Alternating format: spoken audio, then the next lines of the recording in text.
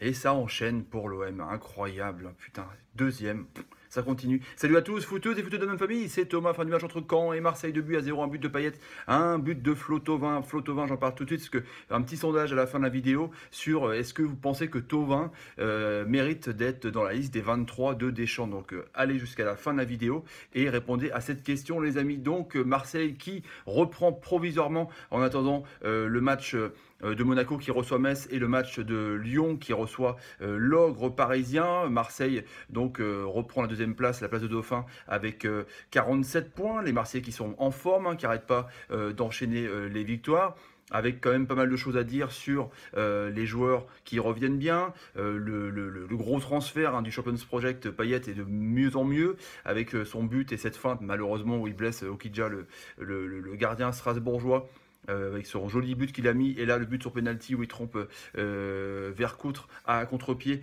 c'est pas mal, il est bien, il prend vraiment le jeu à son compte. Là Rudy Garcia avait décidé vraiment de reconduire un peu ces milieux de terrain. Bon, Sanson n'était pas là parce qu'il est forcément blessé. Zambo Anguissa du coup pallie à son absence. L'ami Gustavo qui est toujours aussi énorme dans cette percussion, dans cette grinta, dans cette faculté de aiguiller le jeu et réguler le milieu de terrain. C'est assez incroyable. Il est à la fois sentinelle, à la fois double pivot, à la fois numéro 8. C'est juste incroyable. Le petit Maxime Lopez qui jouait à gauche.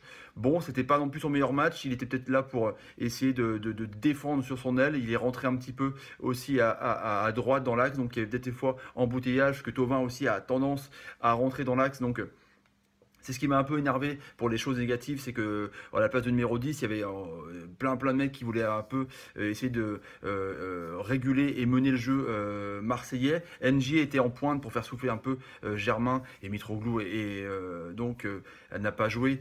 Donc il a été bon, c'est plutôt un attaquant de vitesse. Il a vendangé aussi, hein. Il a eu une tête qui met au-dessus du but de Vercourt. Il a aussi une bonne frappe où Vercourt arrête sur sa ligne. Moi, je trouve que c'est un assez bon joueur, en tout cas, dans cet esprit, dans cette composition où on cherche un peu les espaces. C'est pas un mec qui va te garder le ballon comme Germain ou comme Mitroglou, on est d'accord. Mais je trouve que c'est quelqu'un quand même qui est vraiment intéressant. Et je trouve que c'est un joueur qui est sous-coté. Bon, on dirait qu'il tire la gueule à chaque fois qu'il soit marque un but, soit qu'il joue, et il n'a pas l'air content. En même temps, souvent, on dit que le football c'est qu'un métier, donc certains, genre Henry, voilà, il rentrait chez lui, le football c'était un métier, il n'était pas expressif quand il marquait un but. Et NG, je trouve qu'il est un peu dans ce style-là, c'est-à-dire qu'il il ne joue pas vraiment dans la même cour que les autres, c'est-à-dire qu'il n'est pas assez enjoué, il fait pas de chichi, il est dans son truc et il est focus. Donc, en tout cas, franchement, une bonne surprise. Sakai qui continue à régaler un peu et remplacer donc la blessure d'Amavi. J'espère que pour Marseillais qui va rentrer assez vite parce que vraiment c'est pas que c'est pas bien, mais il est obligé de jouer sur son faux pied, donc c'est pas top. Bounassar, je voulais en parler, qui est demandé par Leicester de Claude Puel. Il y a une offre qui a été refusée de 5 millions d'euros. Une deuxième offre, c'est un peu n'importe quoi, 5 millions d'euros. Je pense que les Anglais ont plus d'argent. Je pense que Marseille laissera partir si il réclame 15-20, parce que apparemment Bakary Sagna, ce serait sur les tablettes aussi pour jouer latéral. Je sais pas, est-ce que ce serait pas une connerie, ce serait pas une deuxième Pato Chevra de prendre Sagna qui joue pas, qui est sans club depuis qu'il est parti de Manchester City. En tout cas, Bounassar, il prend que le penalty indiscutable sur la faute de Bessat, qui veut dégager, comme ça, et en fait qui arrache tout, arrache le joueur, et du coup qui permet à Marseille de mener et du coup d'être beaucoup plus tranquille parce que c'était un match assez fermé, même si Marseille avait une position monstre, 70-30 environ.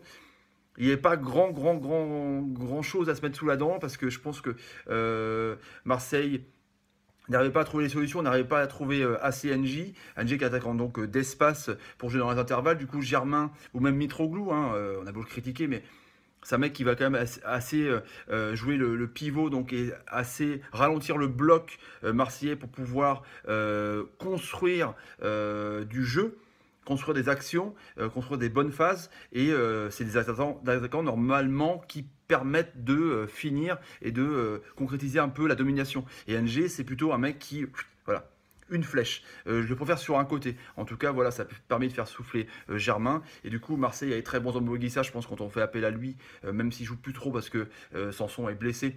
Mais dans ce milieu de terrain, Sanson, Gustavo, Payet en pointe haute du triangle, et ben, c'est un mec qui met vraiment des taquets, il met des brins. Mais du coup, il rassure un peu Gustavo qui se dédouane un peu de ce rôle-là quand il est à côté de Sanson. Gustavo met beaucoup plus de coups. Du coup, là, vu qu'Azambuesa se sert du sale boulot, du coup, bah, Gustavo, il arrive à plus aller vers l'avant et du coup rajouter un peu une autre solution offensive, un peu plus derrière Payet. Et je trouve que c'est bien. Payet qui a fait un slalom de fou, qui s'est senti en confiance vraiment après son but, qui est vraiment de mieux en mieux. Je trouve enfin, il est un peu plus affûté, un peu plus dans son match. On critique beaucoup parce que on dirait qu'il choisit un peu ses rencontres, mais là je trouve qu'il est de mieux en mieux. Donc un bon Payet, un bon Thauvin. Donc Thauvin, parlons-en. Hein. N'oublie pas qu'il y a le sondage à la fin de la vidéo pour répondre. Mais il marque un but, là, un enroulé superbe dans la lucarne de Vercoute. Il est vraiment très très bon, que ce soit en mangeur de craie sur le côté, que ce soit quand il repique dans l'axe. Il cadre vraiment énormément. Je vais pas dire que c'est une de ses meilleures saisons, mais là il est sur des bases quand même de ouf. Hein. Il participe pratiquement à la moitié des buts marseillais, 9 passés, 10 buts. Franchement, un super Florent Thauvin. Et il y a quand même, mine de rien, des joueurs qui sont quand même intéressants à Marseille. Je les voyais pas aussi haut, franchement, à 47 points, deuxième dans la lutte avec Lyon et Monaco, mais c'est vraiment impressionnant parce qu'ils ont des joueurs d'expérience. C'est une des équipes les plus âgées de la Ligue 1. Voilà, la défense, Rami, Rolando, c'est toujours aussi parfait. Rami est vraiment bien. Merci Pamela. Non mais sérieux, il est vraiment bien dans ses bottes.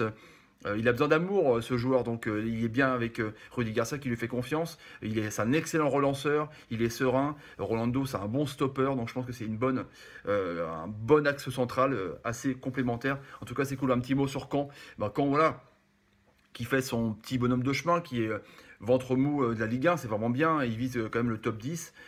Santini voilà, a été bon, il a eu un but refusé, donc très logiquement. Ferret, de la place au milieu de terrain, bon voilà. C'est toujours pareil, c'est un jeu de contre, mais un jeu de contre où il n'y a pas assez, je trouve, de joueurs rapides. Quand on veut faire un jeu comme ça, aussi porté directement vers l'avant, il faut quand même des joueurs de vitesse. Et voilà, Rodelin, c'est pas un joueur de vitesse non plus. Voilà, la stratégie de Garonne, c'est toujours un peu particulier, je trouve. En tout cas, Da Silva aussi en défenseur central, lui qui est des fois latéral, je trouve que c'est pas mal, mais ce serait mieux sur un côté. Je ne sais pas si Saint-Etienne est encore dessus, s'ils trouvent leur attaquant, leur défenseur central. En tout cas, Da Silva, il fait le taf, mais je préfère sur un côté. Vercoute, Vercoute, c'est du Vercoute, hein, il fait des arrêts, c'est un gardien qui est très très étrange dans ses comportements, comme on a vu sur la célébration du joueur. Enfin, c'est quand même bizarre, je n'arrive jamais à le cataloguer, mais en tout cas, c'est un bon gardien, il fait des arrêts réflexes de ouf, il tient la baraque, mine de rien. En tout cas, quand ils font leur bonhomme de chemin, ils sont tranquilles, pépères. Voilà. Je pense pas qu'ils visent une place européenne. Si ils arrivent vite aux 40-42 points, en tout cas, je pense que pourquoi pas espérer mieux en tout cas.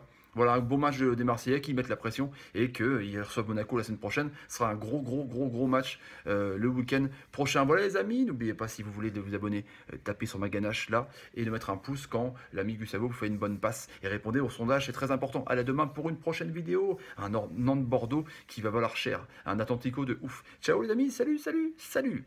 Thauvin, il est quand même assez fort, franchement.